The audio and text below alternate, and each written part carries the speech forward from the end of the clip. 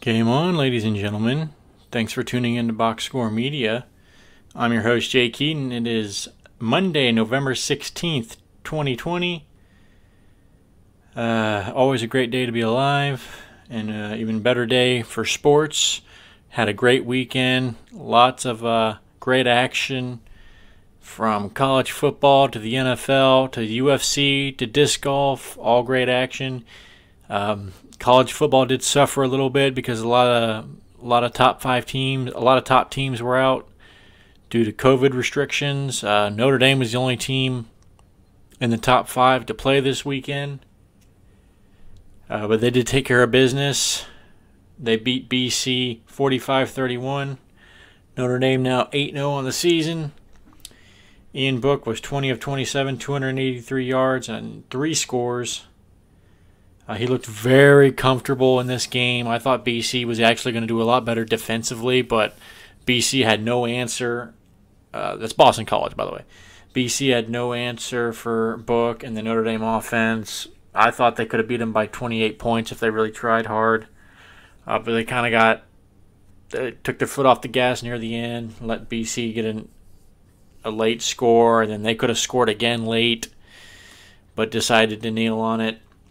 Total yards, Notre Dame had 557. Boston College had 357. Notre Dame did have 3 turnovers. They got to do a better job of holding on to the ball. They tried to do too much with it and almost turned it over after they got an interception. But they headed into a bye week, 8-0. A lot of confidence on both sides of the ball. I don't know. We'll see if they can ride out the momentum. They got North Carolina in 2 weeks, then Syracuse, and then Wake Forest in a makeup game. We'll see what happens, but I believe that they have enough strength to win out the regular season and rematch Clemson in the ACC championship game. Number 6, Florida over Arkansas, 63-35. Kyle Trask, I don't understand why he's not getting more of a push for the Heisman. I know they're talking about Trevor Lawrence, Justin Fields, quarterback from BYU, but Trask, 23 of 29, 356, 6 touchdowns, no picks. He's just looked better and better every single week against great competition. And Florida's looked really good. Despite their setback against Texas A&M, they've been, I think, the best team in the country. Like I said, they remind me so much of LSU from last year. Great offense, great wide receivers, good quarterback. Except for that one slip up at Texas A&M, I think they're the best team in the country. Number 9, Miami over Virginia Tech, 25-24. I thought Virginia Tech was going to get the upset here, and they almost did, but they choked it at the end. Number 10, Indiana over Michigan State, 24-0. I thought this game would be close, but Indiana's proven that they are riding with a lot of confidence. They're playing great both sides of the ball. Third downs, Indiana was 8 of 18. Michigan State was 3 of 12. Big difference there. 433 to 191 in total yards. Just a complete, utter mismatch. Michigan State turned the ball over 4 times. I knew they would be out of sync this year with a new coach since D'Antoni retired, but they're looking, ever since that game against Michigan, and we know what Michigan looks like now, there's no way that it's gonna be a while for Michigan State to recover on this. They need a good head coach, and they're gonna have to start from the ground up again. And Indiana gets a lot of confidence, looking great heading into their matchup next week, traveling to Ohio State. This game has just got a lot more interesting. I'll still take the Buckeyes in that one because I don't think the Ohio State's going to lose, but I think Indiana can make it close and they can put up some points because Ohio State does have flaws defensively, but we shall see, though. You never know. Number 11, Oregon over Washington State, 43-29. Oregon wins it big, even though they turned the ball over 3 times. They were able to get it done. Number 13, Wisconsin over Michigan, 49-11. This was just horrible to watch if you're used to seeing Michigan play well. Coming off 2 straight losses at home, you'd think Michigan would be able to come out with some fire. Wisconsin led 35-3 at one point.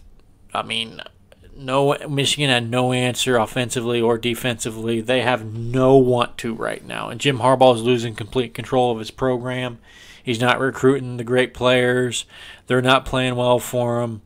This this is the Green Mile. This is the last walk, I think, for him. I think he's going to be done at the end of the season if he lasts. Tulsa upsets SMU 28-24. This was really the only upset. Everything else was predictable. Tulsa 10 of 17 on third downs. SMU 4 of 16. You got to convert the third downs, move the ball down the field. The teams together had 24 penalties for 187 yards. Sloppy game, but a great win for Tulsa. They jumped back in the top 25 for like the first time in 10, 12 years. So again, not a great weekend for college football because a lot of the teams were out. But still, competitive games, and there's an interesting dynamic now in the Big Ten and the Pac-12. Florida's definitely making bumps and the pushes in the right direction. They're definitely going to be a challenge against Alabama. And I think Notre Dame's, they're in much-needed rest defensively, but they're getting their stride. Avery Jones is just looking great. At wide receiver, he gives them speed at wide receiver. I really think that Notre Dame's hitting their stride right now. So, go Irish. Great college football weekend. Let's switch gears to talk about the PDGA. Northwest Arkansas Open. This guy, I'm glad he got his win. Chris Clemens takes it. Shoots -32. Followed by Nico LaCastro and Cale Levinsky. Both shot -31. Then Andrew Presnell sneaks in there with -28. Kevin Jones, PDGA Tour champion, shoots 25 under par. So Clemens gets a win. He's one of those names that you know about him. He doesn't really finish in the top 10 or top 5 that much, but plays a lot of skins matches. Very charismatic individual. Glad to see him get a win. UFC. Pretty decent fights. Am I going with the top 3? Ashley Yoder defeats Miranda Granger by unanimous decision. This was a grappling match, but it was an exciting grappling matches. Sometimes it wasn't one of these fights where one fighter pinned the other fighter on the ground and refused to make transitions, and they were worn out. Both ladies were transitioning. Ashley Yoder had many times where I thought she was going to get an armbar or a triangle, and she almost got a rear naked choke at the end of the fight, but managed to hang on and get the unanimous decision win, improve her record to 8-6. This is definitely a step in the right direction for her. Co-main event, Chaos Williams defeats Abdul Alhassan. 30 seconds into the first round, KO, right punch, just freaking obliterated him. He's got tremendous power. He's a freak of nature. He's going to be a threat at middleweight. And the main event, Rafael dos Anjos defeats Paul Felder by split decision. It's very interesting to see this fight. Felder takes the fight on 5 days' notice. He's tough as nails. He came out, I guess he was training for a triathlon, so he had a lot of, his conditioning was really good. His cardio was nice. But this was just dominated in the way I thought it would be. RDA controlled the center of the stage. Controlled the center of the cage. Landed some shots, cut him open with some elbows. It was split decision, but even Felder, like when the Bruce Buffer announced that one of the referees, or one of the judges, had it 48-47 Felder. Even he looked at him like, really? When you're the fighter and you look at the judges going, really? You actually thought I won a round? It was crazy, but I don't know what the judges was seeing. But any other way, anyhow, RDA gets it done. First fight back at middleweight after a couple losses at welterweight. Let me just take a breath. He's back at lightweight after a couple losses at welterweight, so he's going to make a run for the lightweight title. He calls out Conor McGregor. I don't think he'll get him because I don't think Conor McGregor's interested in that fight. But I think he's definitely going to end up fighting somebody at lightweight, whoever that might be. He'll face a top 5 guy, I think, next. And, I don't know. Can he make another run? I don't see it, but I've been wrong before.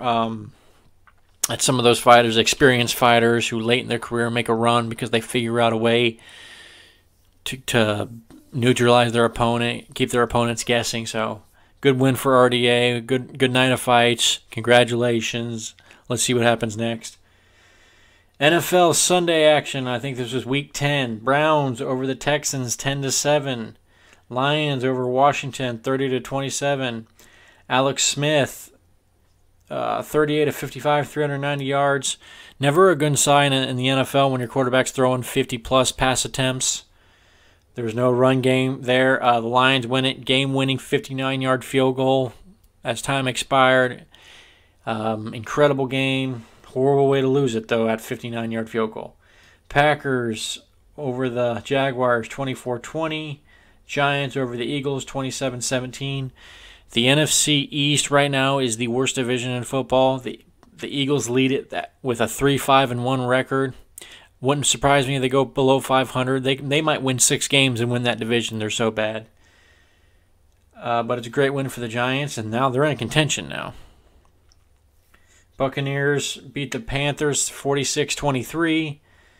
Ronald Jones, Tampa Bay's running back, had 23 carries, 192 yards, and a touchdown. If they get dynamic and keep the pressure off Brady, they can make a run towards the NFC Championship. If not, if they put all the weight on Brady's shoulders, I think you're going to have a game like last week against the Saints where he's going to turn the ball over. So they need to be balanced offensively in order for them to make any kind of noise. Raiders over the Broncos 37-12.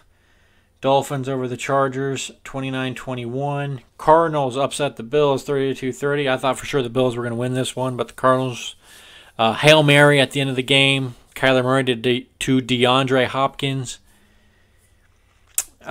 Triple covered. The mistake that I saw from the defensive backs of Buffalo, one defensive back was right in front of them, and instead of trying to backpedal, looking at the ball, because they never call a flag in that situation, as long as you're looking for the ball, you can make contact with the receiver, as long as it's not like you don't knock him over and it's completely blatant. But he didn't make any contact. He tried to stay away. If he just would have backed up, I think he would have gotten himself in better position. And then another defender came over and tried to swat the ball, and I think it messed up the timing of the other defender. They kind of canceled each other out. Hopkins got the most air, gets the ball, brings it down. Game Cardinals. So they moved to 6-3 on the season, which I'll talk about the 6-3 records for most teams. The Rams and Seahawks are now 6-3 as the Rams beat the Seahawks 23-16. Can't believe the Seahawks lost this one. I thought for sure they would rebound after a loss to Buffalo last week. Saints over the 49ers 27-13. Steelers stay undefeated as they beat the Bengals 36-10. I thought this game would be a lot closer, but the Steelers look to be hitting their stride at the right time. And the Patriots upset the Ravens, which I did call, 23-17. Patriots moved to 4-5 on the season, and the Ravens are at 6-3. A lot of teams, there's 7 or 8 teams at 6-3 right now. So next week's going to be very big. Some teams sitting as we reach beyond the halfway point in the season. A lot of teams are going to be making the push towards the playoffs. They need a couple of wins in a row. Let's see who gets hot. So 6-3 right now is the theme for the NFL. A lot of teams hitting that record. Will they go up? Will they go down? We'll see. But as for the Patriots and Ravens go, I think the Patriots are starting to find their rhythm, and the Ravens need to get back to it. I thought they'd be better than what they are, but like I said, we'll see. What can they do the next couple weeks? I think that the Chiefs are definitely the favorite in the AFC. The Raiders are making a push. The Ravens are falling back, and the Steelers are right there as well. So, be very interesting in the AFC. The NFC, I think it's the Saints to lose, but in the AFC, I think there's 3 or 4 teams that can definitely make a run. Very exciting stuff this weekend. Predictions tonight, Monday Night Football. We got the Vikings and the Bears. Minnesota 3-point favorite. I'll take the Bears at home. Better record, I'd say they moved to 6-4, and the Vikings fall to 3-6. Thursday Night Football, let's predict it now. Seahawks Cardinals. I got to go with the Seahawks to rebound 2 straight losses. I don't see how they can lose this one. Kyler Murray, I know the Cardinals, they got that. They're riding high off momentum of that Hail Mary. But Seahawks at home, I'll take the Seahawks. I think they blow them out. I think this is a one-sided affair. I think Russell Wilson has a game. I think he has the best game of his year, of this season. And the Seahawks win by 14, okay? And that's that. Thanks for tuning in, ladies and gentlemen. A little shorter show today because I'm on a little later. Put the kids to bed. I exercised. I ate bad. I got to get some good sleep. And I will catch you on Friday, players.